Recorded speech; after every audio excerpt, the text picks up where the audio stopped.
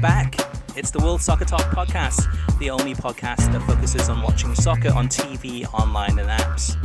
In episode 87, we discuss beIN Sports knocking on heaven's door, details about NBC Sports taking the Premier League on the road around the US, our thoughts on the opening weekend of Bundesliga TV action, follow-up impressions of TNT's Champions League coverage, and we have a bunch of letters from you, the listeners, in our mailbag section.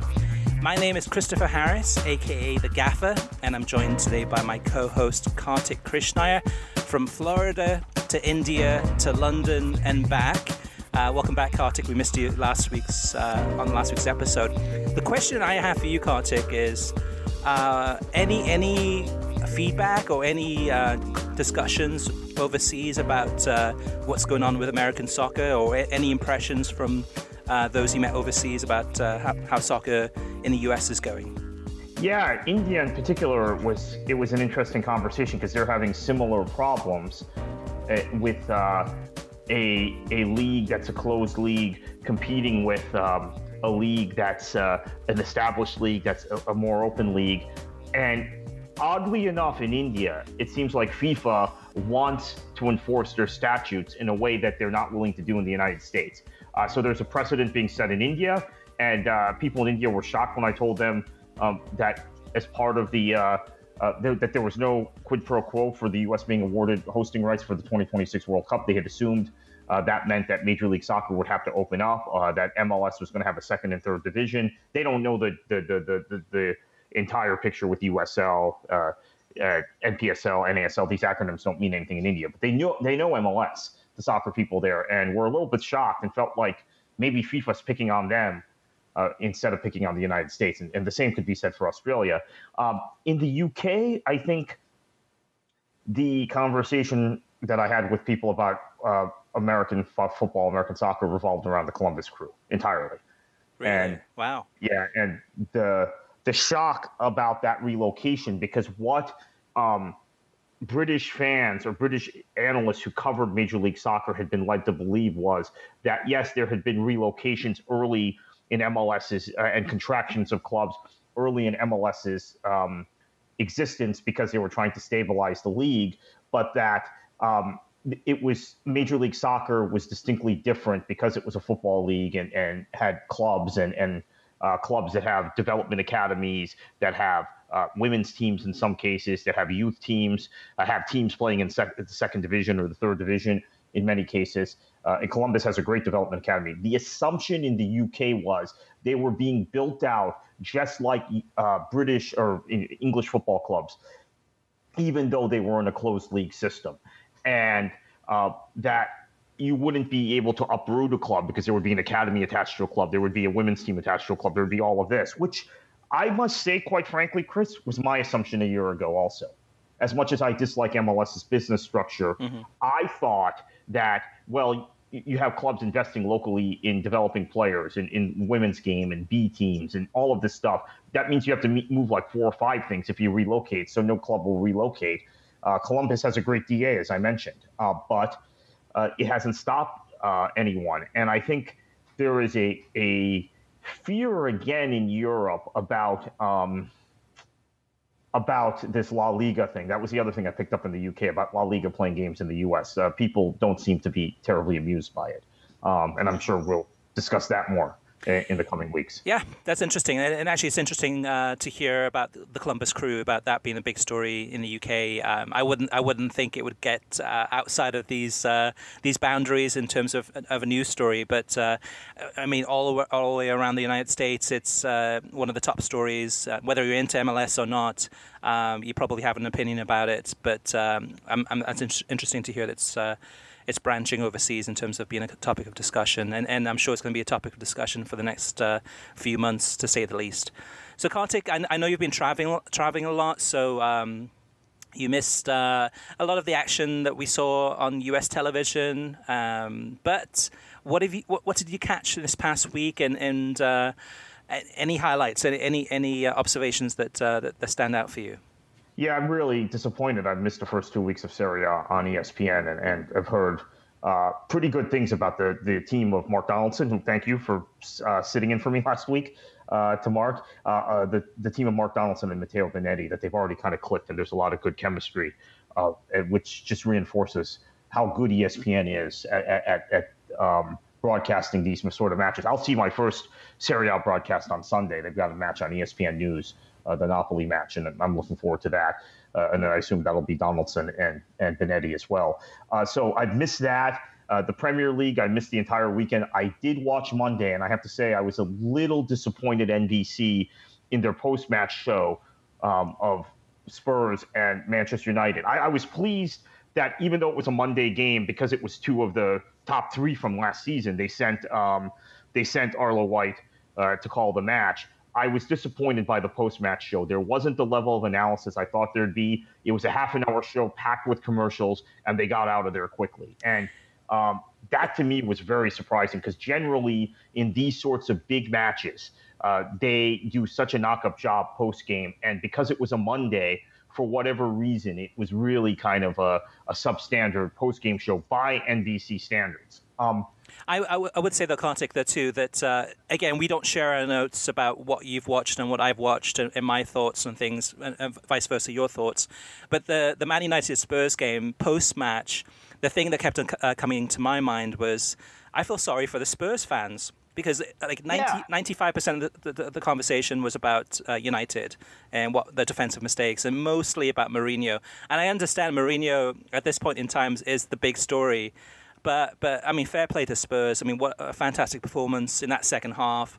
And there was very, very little discussion about Spurs, even with Rebecca Lowe saying, "Hey, don't worry about it. Wait a minute, Spurs fans, we'll get to you in a minute." I don't think they ever did. No, they didn't. And I'm really kind of perplexed by the disrespect for Tottenham in general in the media. More in the US than in the UK, but UK I saw it too when I was there.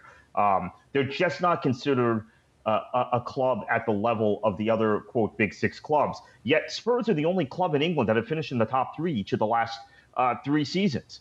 And this stat will blow your mind. They have finished ahead of Liverpool in the table 8 of the last 9 seasons, including last year. So I think there's just because it's Spurs and we like to make jokes about things being Spursy and they never win anything. I think it now has infected media coverage. And ESPN FC, similar. They did talk about Spurs a little bit, but again, it was 80% Man United, what Mourinho's doing wrong, and fiddling with his team and his narcissistic rants after the match and his behavior, and very little about Pochettino making clear changes at halftime to change the trajectory of that match. And also for me, and I get a lot of things wrong. I don't pretend like I get everything right. But before the season, when the transfer window closed and Spurs didn't make a signing, Chris, you might remember I tweeted out, well, they got Lucas Moura in January. I know how good he was at PSG before things went downhill for him there. It's a new signing for me. I think he'll come good now that he's settled in England, and he's come good. Absolutely. And he really came good in that game. Oh, yeah, what a performance. Well, I will say that actually pre-match I did enjoy the coverage from NBC where they had Mark Clattenburg on, and there was a segment where they talked about, they asked Mark, give us some insight about Jose Mourinho. What is he really like in person? What's he like behind the scenes when he's having kind of one-on-one discussions? And that was enlightening to see and hear the things that Mark had said. That's something you don't get anywhere else, really. And that I did enjoy. Yeah. And then, so I was disappointed in that. I understand that Man United's a story, and American Man United fans are hitting the panic button after 3 matches. And look, but this is, I have to say this, there has been a consistent critique of Pochettino through the last few years that Spurs cannot win these big matches away from home against the other top sides. They did beat Man City away from home a few years ago, or drew them and got a point, but that they can't go to Man United. He had lost 4 straight there.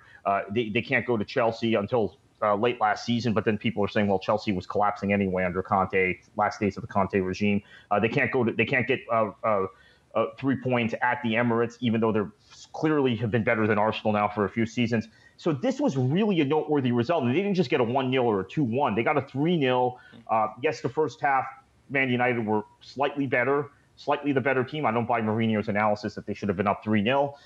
But the second half, Pochettino got a tactical change and the tactical variation between 3 and 4 man back lines and midfield setups for Spurs, whether they play with someone wide or whether they just pack everybody in the center of midfield, is also interesting. And no analysis of that. And I feel like every time, I'm sounding like a Spurs fan this morning, but I feel genuinely aggrieved because this also applies to ESPN, not just NBC. Every time Spurs fails in an FA Cup semifinals, or they lose a match at Manchester City, or they lose a match at Arsenal, we hear about, well, they can't get over the hump.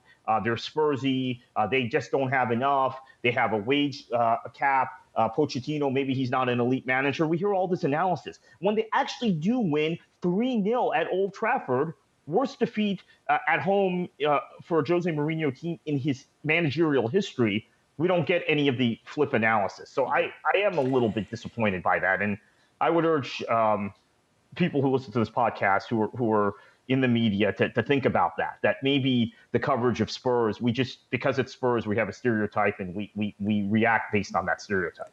On the other hand, though, Kartik, NBC knows that Man United drives ratings. And in previous seasons when, I think it was under Van Gaal, when United was doing really, really poorly, actually, maybe the Moyes season, ratings dived on NBC Sports as a result. And that's the thing, too, just for our listeners, is this Sunday, the game that was scheduled to be on NBCSN, which was Watford against Spurs, has been bumped to NBC Sports Gold. Reason being is that Man United against Burnley has been switched to Sunday because Burnley's playing in the Europa League, and as a result, that game now, the Burnley Man United, is on NBCSN. So that's the thing is NBC knows that United drives ratings, and the vast majority of fans listening or watching that Spurs United game were United fans. So that's part of it too. At the end of the day, it comes down to business, which is a shame. It should be more about merits on the pitch. Now, Kartik, what about TNT? So I know that the last couple of podcasts we've been talking about TNT's UEFA Champions League broadcasts and our first impressions. Did you get a chance? Because I know you've been away. So did you get a chance to watch TNT? And if so, what did you think so far? Yeah, I made it a priority this week, actually, to record everything on TNT, even while I was at the office, and come home and watch it. I'm disappointed genuinely that I forgot to do that. This is the thing about the Champions League and the Super Cup starting so soon, that I went away and I forgot to set that stuff on my DVR. Whereas I had set every NBC Premier League program to DVR, so I have a ton of stuff that from the previous 2 weeks on NBC I still need to get to.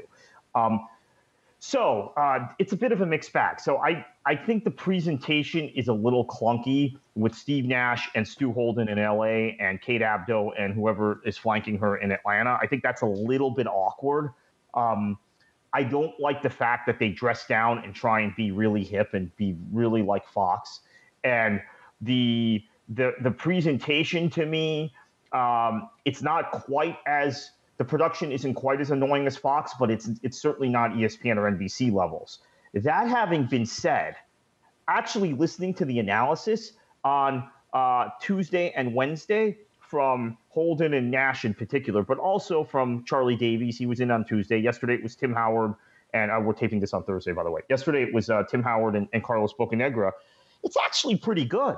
I think that they're much better prepared. And again, we can look at Holden and Abdo, because they're also on Fox. They seem much better prepared on TNT and much more prepared to actually talk about issues in European football rather than on a Fox when everything was a discussion of what happens in the U.S. or in MLS. Now, the thing I would say regarding their pregame show, it's an hour, which is, I thought, okay, we definitely need an hour. And I think we probably will when we get to the group stage because of the level of games.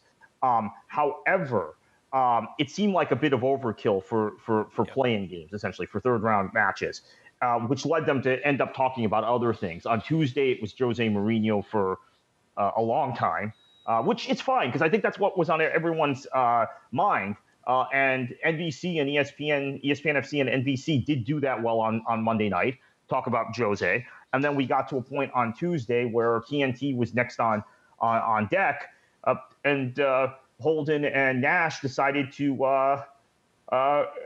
really engage on Mourinho and on Manchester United. I mean, and they are in the Champions League, right? And we don't know if Mourinho will still be their manager when they start their Champions League campaign. Right. Wednesday, it was Clint Dempsey filling time, and I appreciate that they spent a lot of time talking about Clint Dempsey's career at Fulham and at Spurs. I fear if it had been Fox, that they would have talked about him in Seattle and New England and the U.S. national team exclusively. So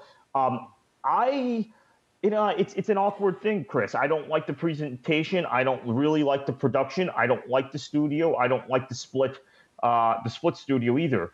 But sitting and listening to the analysis, I think it was really good. I think it's a major upgrade over Fox. And after all, for someone like me, I want to see good production. I want to see nice graphics and all of that. But I'm more interested in hearing analysis about soccer and pundits who inform me and can give me some insight into European football, since this is the UEFA Champions League. And I think TNT has hit that in a way Fox hasn't. So I'm on the whole pretty upbeat about it, and have been impressed by Steve Nash. He knows his stuff. I don't know if he's over preparing because he's a basketball guy first, one of the greatest NBA players of my generation, or if he just genuinely knows a lot about European football, because we know he grew up in a soccer family and he's a fan, but he knows his stuff. I'm very impressed by him thus far. My only concern is longevity. So we've had now probably like about 2 or 3 weeks, probably three weeks of programming from the pre-match. I mean, I'm talking about the pre-match specifically. And we've had the banter, the back and forth, kind of Stuart Holden picking on Carlos Bocanegra, a lot of inside jokes, which I don't think is very funny, but it is what it is. But my concern is longevity, whether they'll be able to keep that up and keep it fresh, so that 3 months from now, that what are they going to talk about if they're not having banter? Or what are they going to talk about if there's no transfer rumors? Which that was the thing on Wednesday, is that there is a lot of filler. They had a segment on transfer rumors, most of which will probably not happen. A lot of guesswork, a lot of conjecture. To me, it was a complete waste of time, just complete filler there. They're trying to be funny and entertaining to watch instead of Fox, who are trying to be knowledgeable. Overall, I've been impressed so far with Turner. It's not perfect by any means. I still think it's a work in progress. I think the split studio is okay. I mean, it looks like it's down to kind of logistics in terms of kind of having talent based in LA and then talent based in Atlanta, and rather than flying them back and forth across the country to be in one studio, splitting them up so that, in terms of resources and keeping costs down. I'm okay with that. Overall, it's been a breath of fresh air, but it's not perfect. So maybe that's something they can work on. But we'll have to wait and see once we get to the group stage, and at that point, how good it is or not.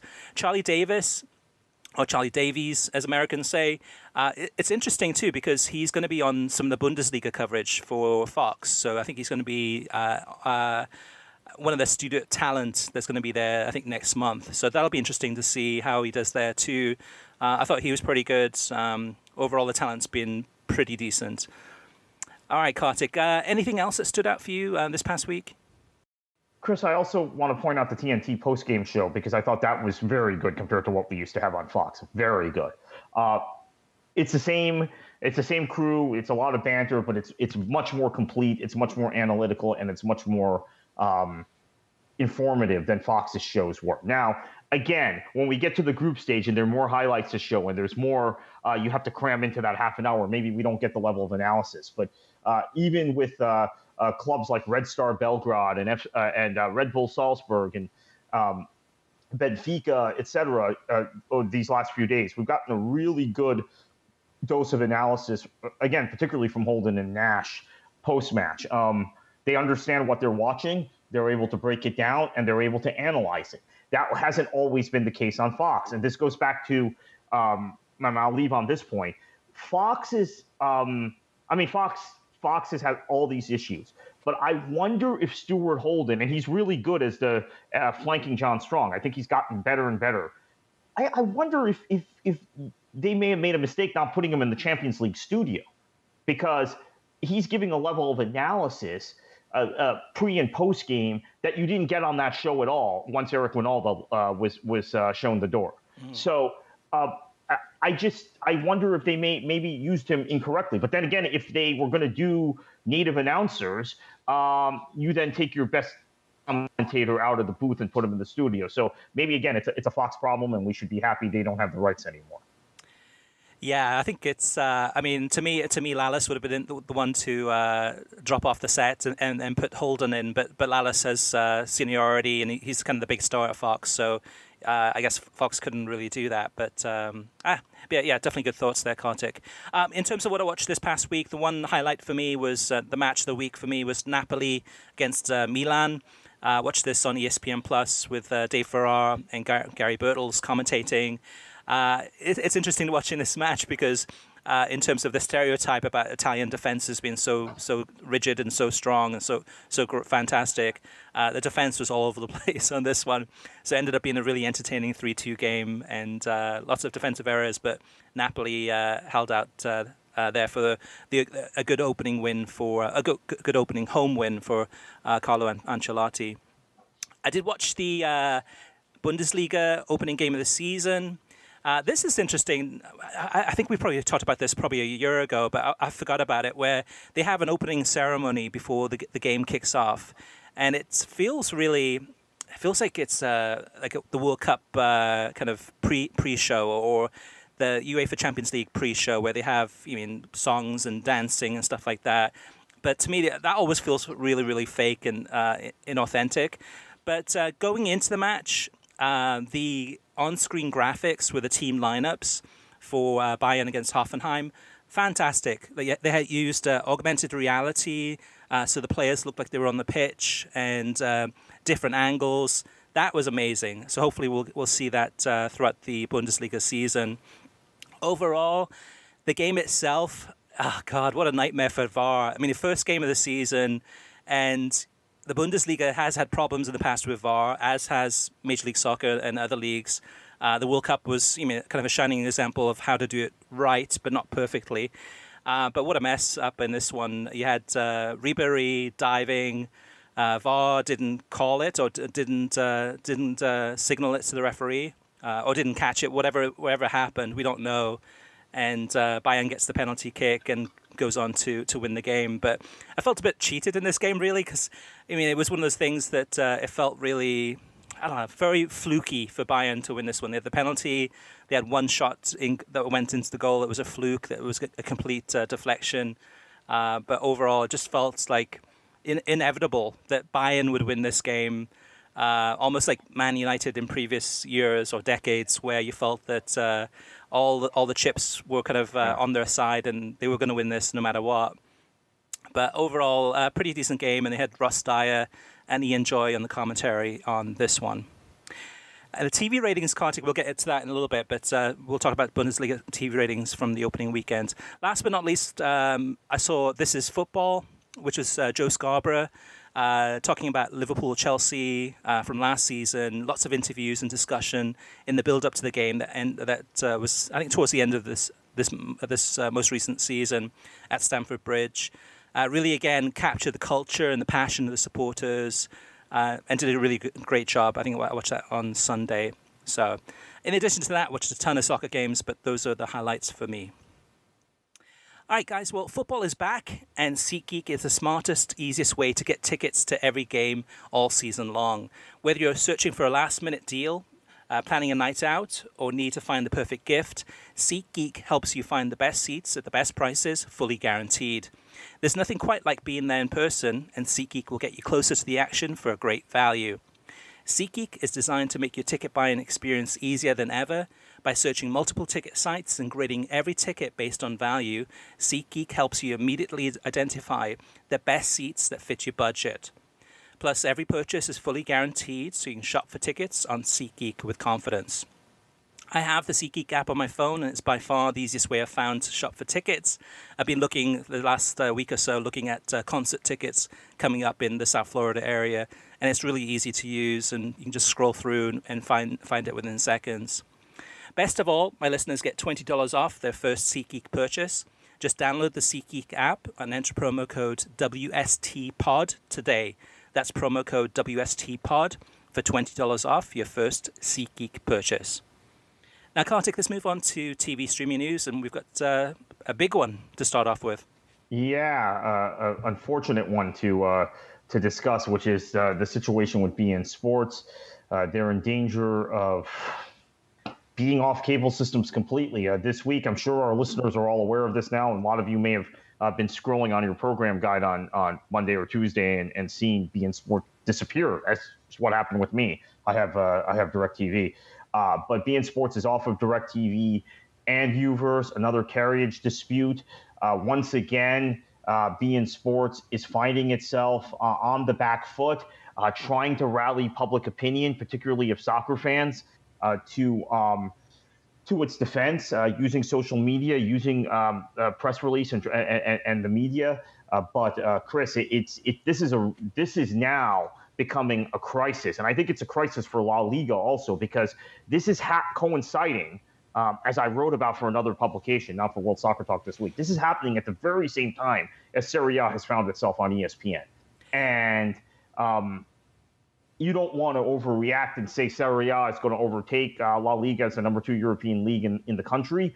But if this isn't resolved quickly and either beIN is back on these cable systems or they somehow find a way to break the contract with beIN, La Liga does, it very well could happen in the near future, which is a terrible thing for the Spanish league that I think anchored beIN's programming lineup and really benefited from beIN's commitment to the league to elevate the broadcast, the bumper programming. They've done such a good job presenting the league in a way Goal TV did not, the previous rights holder. But this is a crisis now. This is similar to what Goal TV went through as they began to really fall off the map in the U.S. market and lose rights to things. So the full list is beIN Sports is no longer on Comcast Xfinity, DirecTV, AT&T Uverse, and DirecTV Now, which is the streaming service from AT&T, from DirecTV. So you've got 4 major players where beIN Sports is not on. The likelihood of beIN Sports going back on Comcast is practically zero. After beIN Sports filed a FCC complaint against Comcast in March, which was dismissed. So I don't see Comcast and beIN Sports making any type of resolution in the future. I think that's over. DirecTV and Comcast is the number 1 cable TV provider in the country. DirecTV is the number 1 satellite provider in the country, and they're not on there. And then you've got the Uverse, which is smaller, DirecTV Now, which is one of the fastest growing streaming services out there. So it's Mayday situation really, and it's not looking good. I mean, if you're a subscriber to any of those 4 providers and you want to watch La Liga, I would seriously consider making some changes, either going to another TV provider or cutting the cord and going to a streaming solution because it's in jeopardy. For La Liga, this is a huge blow. I mean, this is something that as of right now, you could say easily that Serie A is in more homes than beIN Sports is. Without DirecTV and without Comcast, beIN Sports, we understand, is probably in less than 10 million homes. ESPN, even if it's 1 game a week, is in 85 or so, 85 million homes. So it's a tragedy across the board. The one thing, Kartik, I would mention is that, and I love beIN Sports. So I love watching the channel. I love the programming. I like the extra. I like the locker room. I like the talent that they have. They always get kind of a bad rap against them, but I'm honestly, sincerely a big fan of beIN Sports, and I think they've done a great service to the sport in this country. But their campaign on social media is, we talked about this a few weeks ago, is too late. And I don't think that beIN Sports has a good relationship with soccer fans in the United States on social media. There isn't I'm not hearing a ton of people complaining and saying I love beIN Sports. I can't believe that you're taking it off my cable or satellite service. Yes, there are some people that are like that, but there's very much a love-hate relationship, I think, among soccer fans with beIN Sports, and a lot of it goes back to U.S. men's national team games, the away games, those big games, the games against Trinidad and Tobago, and them not being able to watch those games. So, and historically speaking, I don't think beIN Sports has a really good relationship with its community, with the soccer fans. So now that they're going social media, now they're trying to encourage people to go ahead and participate in this campaign, I think it's backfiring. I don't think it's working at all. The biggest tell, Kartik, that I can give on this in terms of what the situation is that I contacted beIN Sports this week to ask them for their opinion. I said to them I was writing a story about beIN Sports being in danger, losing the number one cable subscriber, TV provider and satellite provider. And please give me your comments. Please give me some of your feedback or your analysis about this so I can go ahead and report that. I did not hear one word back, not even a phone call, not even an email, which is very rare. And to me, that tells me that they're worried, that they are panicking, and they don't know what to say. And to me, if I'm beIN Sports, or if I'm a subscriber that loves beIN Sports and I want to watch La Liga, I think everyone needs to look for other options because right now it's a disaster. Moving on to rosier news, or at least happier news, NBC Sports has announced that they're going to have a Premier League Fan Fest in September 29th to be exact, in Washington, D.C. And this is going to be part of what they're calling their Premier League Mornings Live. And it's going to be on the road across the United States. There will be other places that they're going to announce soon, but right now it's September 29th in Washington, D.C. It's going to be a fan festival, very similar to what they had last year in New York City, where they're going to have the whole crew. So Rebecca Lowe, the two Robbies, Carl Martino, etc. on set, as well as Premier League mascots, special guests, and also big giant screens so you can watch your matches there. And all of that's going to be televised live across the United States. And I think the matches that day, I think it's going to be West Ham against Man United, as well as Chelsea, Liverpool that day. So it's going to be a really great atmosphere. Kartik, to me, this is a fantastic idea. Is that you've got a rabid fan base, but rather than just having that relationship through television, that you're going to go in major cities, going to have Fan Fest, and really kind of get in the faces of soccer fans, and probably create even more loyalty and more brand awareness and attract more fans to your product, so to speak. Yeah, and I think when you look at how NBC has kind of methodically built their Premier League operation, now taking the show on the road is going to just get more people to gravitate and goodwill from soccer fans for NBC. This is year 4? No, year 3 of the 6-year deal. So renewal's coming up pretty soon, and I think one thing we learned last time, when for an hour or two it appeared like maybe NBC was going to lose the rights to the ESPN Fox combination, is that there is such a bond between NBC and the Premier League fans in this country that at that point had been developed in a year and a half or 2 years when that rights renewal came up. So this is just going to further cement that. Yeah, totally. And I can envision, Liga MX fans being, crazy, passionate fans. If Univision did something similar and had appearances, nationwide, massive fan bases. Major League Soccer too. In certain cities, I could see the fans coming out and getting behind, I guess, Fox, their coverage, whoever it may be. But it's a great, it's one thing to talk about it. It's another thing to do it. So it's really, and kudos to the Premier League. Actually, the Premier League's working with NBC Sports to do this across the country. So I'm looking forward to finding out after September 29th where they'll be headed. We'll have to wait and see on that one. And as soon as we know, we'll run the story at worldsoccertalk.com, and I'm sure talk about it on this podcast. Kartik, what's next in the news section? Yeah, so streaming TV services are now used by 5% of U.S. households with Wi-Fi, which is just a growing number that your next news item, Chris, will kind of explain that.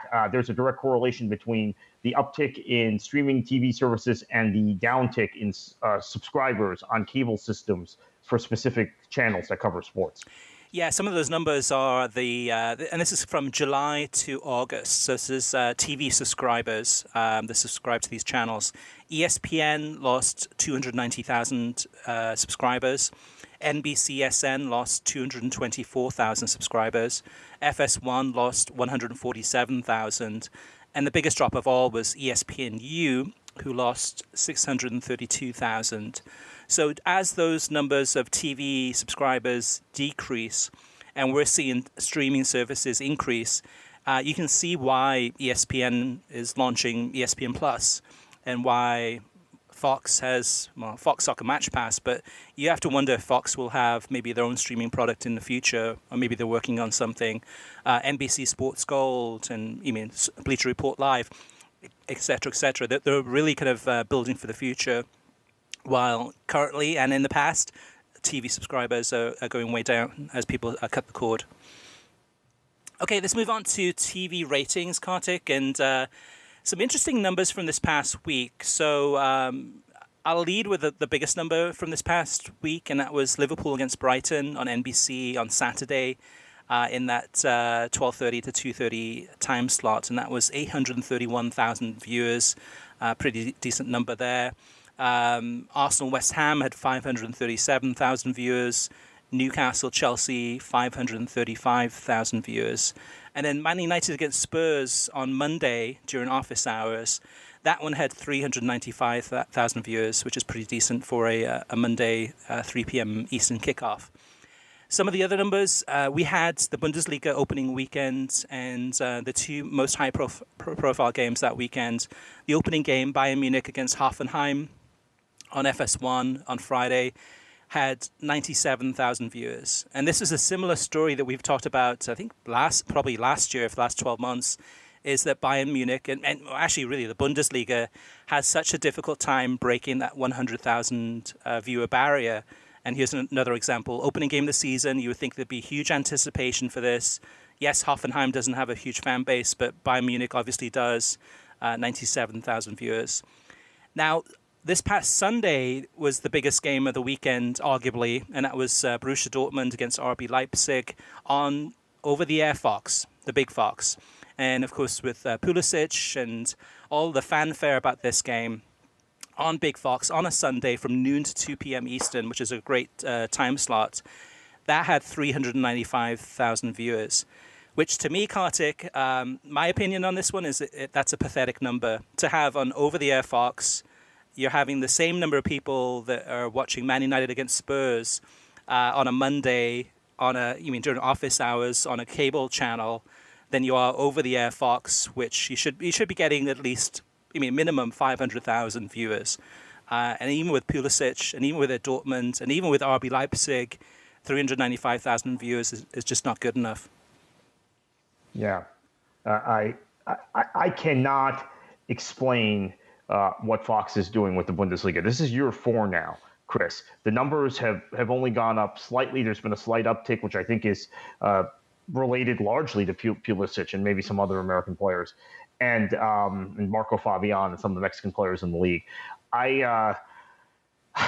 You're looking at a number with two of the higher profile clubs in the league, okay, and with the best American player currently, and with arguably the best American coach as an assistant coach for RB Leipzig. Let's not forget about Jesse Marsch. On a Sunday at noon, getting lower numbers than Premier League games that are on cable channels. And this is over the air. People feel like, and I'm just going to take a point of personal privilege here, Chris. A lot of people who listen to this show and follow me on Twitter feel like I'm unfairly harsh on the Bundesliga. And you just can't make this stuff up. Their numbers, their lack of ability to leverage their position in the United States market, the arrogance I've seen at times from people associated with the Bundesliga about their relationship with the American audience, and quite frankly, their dismissiveness of English football in the Premier League all adds up, and they're just not getting anywhere. This number was stunning to me. I mean, I all the other numbers you read, that they're interesting, but this number was an absolute shock to me. 500,000 minimum, I agree. I thought maybe it'd be 650 or 700, given the circumstances around this match, and it was the opening weekend.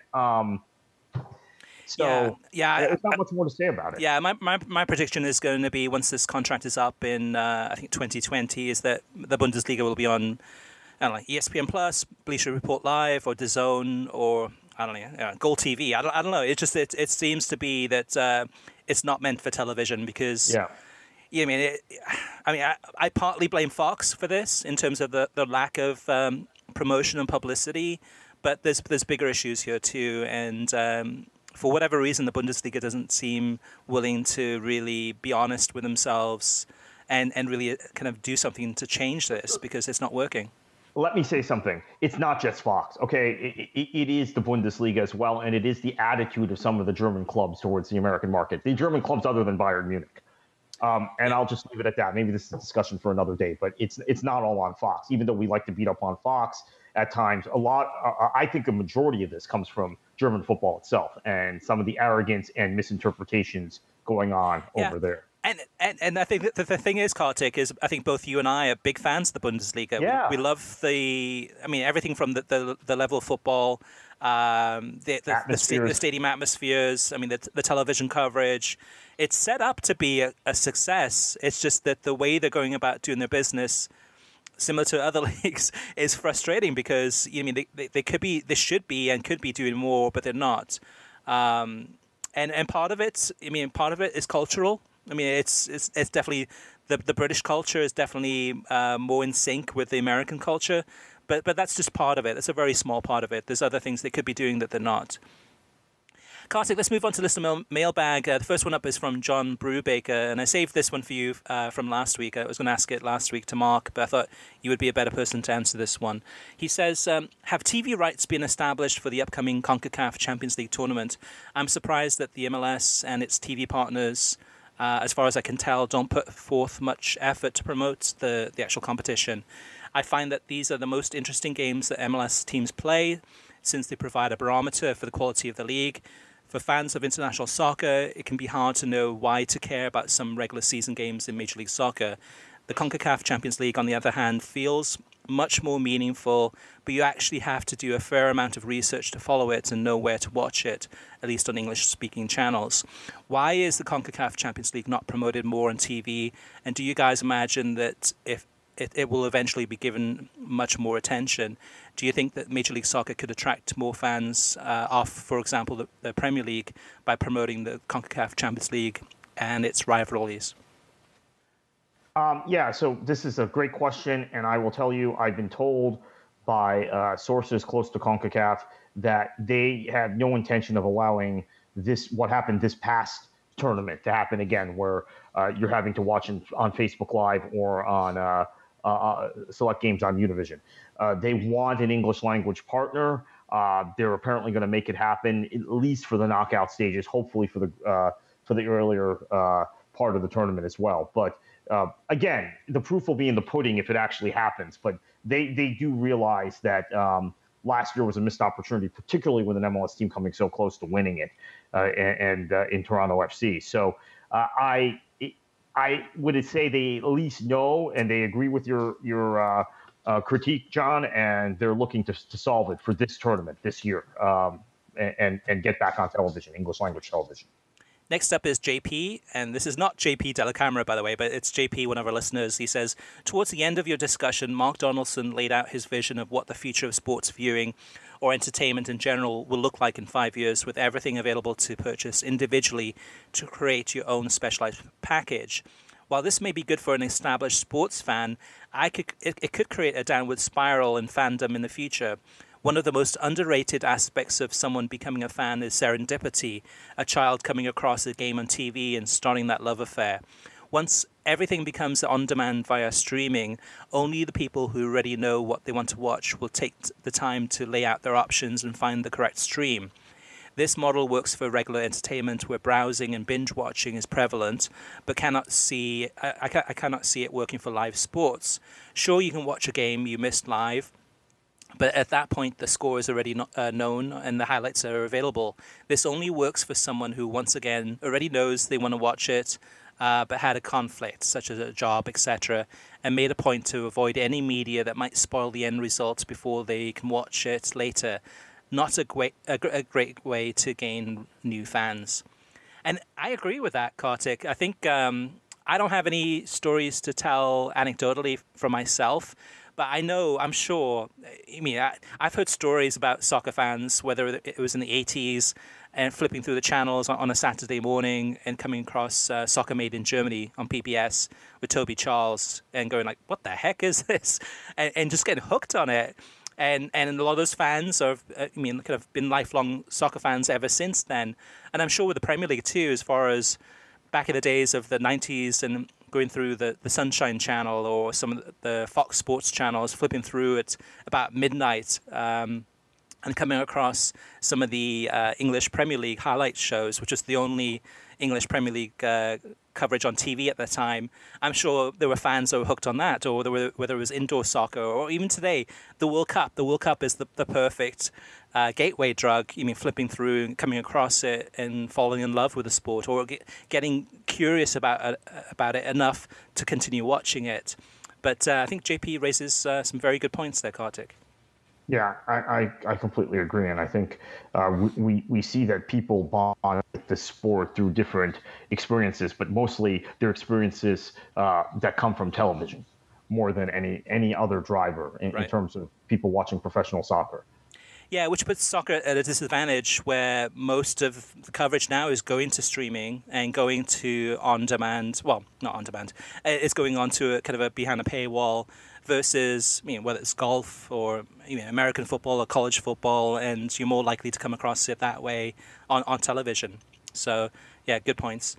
The next up is from Scott Yu. And Scott says, I have started listening to your podcast since this past World Cup and have become a quick fan of the pod. All last season, I was able to watch La Liga matches through beIN Sports on Sling TV on demand. This past weekend, when I tried to watch the Real Madrid game at 8 o'clock Eastern, I was only able to watch it on the live beIN Sports channel. The same thing happened when I tried to watch the Bilbao game on Monday evening, 2 hours after the match had ended. I have tried to contact beIN Sports and Sling TV regarding the issue with no response. I was wondering if you had any knowledge regarding the ability to watch La Liga matches on demand through Sling TV for this season. I really enjoy watching La Liga matches on weekends, but I am unable to watch most matches live. Any info you have on this topic would be much appreciated. Friend of the pod, from Scott Yu. Good points here by Scott, because personally speaking, I have Sling TV as well as Fubo TV. Sling TV, I don't use the on-demand that much, other than something specific where it's like the kids want to watch a movie, or I'm looking for one program. So I don't usually use the on-demand that much. It has the DVR, so that's an upgrade. I think you have to pay $5 a month extra. Scott, I would recommend that as a way to guarantee that no matter what, you can just set the DVR and record that one game rather than to rely on demand and hope that it appears there. Other than that, that's all I can share. That's all I know. But perhaps listeners, if you have any thoughts or feedback on this one or some tips, let us know, and we can definitely read those out on air. Last but not least, Kartik from Shell Walker. Hey guys, I have a question. I have the ESPN Plus app and I love it. So much soccer for $5 a month. ESPN has done an amazing job with its Serie A production. Do you see them picking up any more leagues as beIN Sports' US coverage rights begin to evaporate? I would love to see them pick up Ligue 1. I have always felt as though the league has been treated as the black sheep of soccer coverage in the States. With ESPN's production and analysis it shows that the league could build more of a foothold here in the States. Kartik, what do you think? Yeah, I think it's definitely happening. I think we're in a mode where ESPN Plus is consolidating a lot of packages. ESPN's comeback in European club football is one of the great stories of the last few years in soccer media, right? Completely out of the business, seemingly. Just a few years ago. They're back, and they're also going to have the UEFA Nations League. They also have UEFA Euro 2020. So they're becoming, again, the go-to place on their various platforms. I think La Liga ends up somewhere else. I think La Liga might end up on Turner and might be actually on television, or if it's on ESPN, it's a lot of TV for ESPN. Maybe Fox gets it. But the other leagues like Liga, I can see on ESPN Plus. I can see the Turkish League on ESPN Plus, and beIN's rights just gradually disappearing if the network doesn't disappear entirely on its own. Yeah, plus there's DAZN and Bleacher Report Live, so there'll be some competition there for some of those rights if beIN Sports does go out of business. Again, we don't know what's happening with beIN Sports. They're not responding. but I'm sure it's panic situations there, and it doesn't look good at this moment in time in terms of their future.